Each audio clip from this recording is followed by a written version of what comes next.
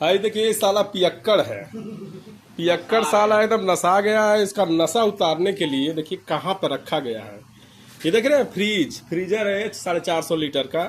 इसी में अपने आप को ये वो कर रहा है। इसको देखने के लिए देखिए कितने लोग आए हैं साहब, बहुत लोग आए वीडियो बना रहे हैं। ये सारा पागल है, निकलने का नाम ही नहीं लेकर रहा। हम गर्मी में जब तक अपने आप को माइनस ना करेंगे तब तक निकलेंगे नहीं। देखिए हंस रहा है ये साला, निकल नहीं रहा है। निकल बे साला निकल।